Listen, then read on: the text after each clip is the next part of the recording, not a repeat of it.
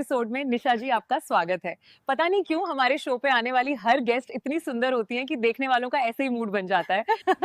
सुंदर तो आप भी कम नहीं है वनिता जी। आपको देख के तो मेरा एक्स फिदा हो गया था आप पे। वो तो अभी तक आपके नंबर मांगता है, कैसे जैसे करके उससे पीछा छुड़वाई हूँ। नहीं तो वो तो कब से अपनी कुल्फी आपको खिलाने को तैयार है। नहीं नहीं निशा जी, मेरा तो ऑलरेडी बॉयफ्रेंड है। उसको पता चल गया तो वो उसकी कुल्फी और मेरा केक दोनों तहस नहस कर देगा। बड़ा गुस्से वाला है। तो इतने गुस्से वाले को बॉयफ्रेंड बनाया ही क्यों? किसी स्वीट से लड़के को बनाया होता। वैसे तुम खुश तो हो ना उसके साथ? भले ही थोड़ा खड़ूस है लेकिन वो लॉयल बहुत है मेरे लिए। और सबसे जरूरी बात है कि बहुत लंबे टाइम तक मजा देता है वो। निशा जी, आज हम कुछ ऐसी बातें करने वाले हैं जो हर कोई हर किसी से करता नहीं है, और कुछ कुछ बातें आपकी फीलिंग्स भी जगा सकती हैं, तो तैयार रहना। सबसे पहला सवाल ये था कि जब भी अपने बॉयफ्रेंड के साथ में होती हो तो आपको कॉन्डम इस्तेमाल करना सही लगता है या नहीं? वनिता जी देखो, इस बात में कई लोगों के अलग अलग विचार हो सकते हैं क्योंकि सबका अनुभव अलग अलग होता है ना। अगर मैं मेरा बताऊं तो मेरा अलग है। तो कि जब मैंने इसे पहली बार इस्तेमाल किया तो मुझे 2-3 दिन बाद अपने केक में जलन महसूस होने लगी, शायद कोई और वजह हो। और जब तक रियल टच नहीं मिलता तब तक मुझे तो मजा नहीं आता। हाँ, लेकिन इसका एक फायदा है कि इसको यूज करने से टाइमिंग बढ़ जाता है। हाँ वो तो है, लेकिन सेफ्टी भी अपनी जगह है।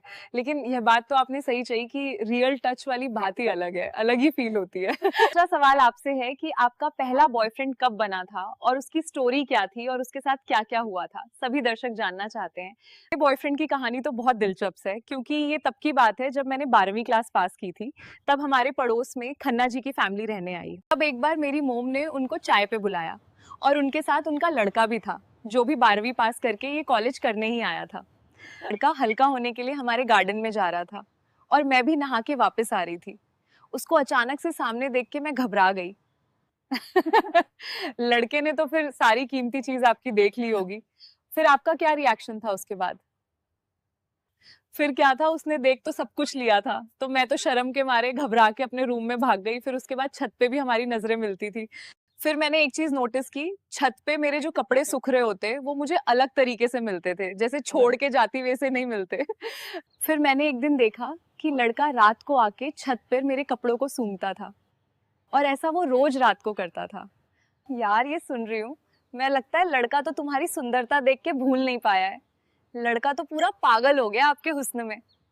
फिर एक दिन मैं छत पे सोने के लिए चली गई और मैंने उस रात उसको रंगे हाथों पकड़ लिया। लड़का तो एकदम घबरा गया मुझे देख के। वो घबरा के भागने लगा तो फिर मैं पीछे से बोली, देख लो आज पूरी रात में छत पे ही सोने वाली हूँ, जाओगे तो पछताओगे।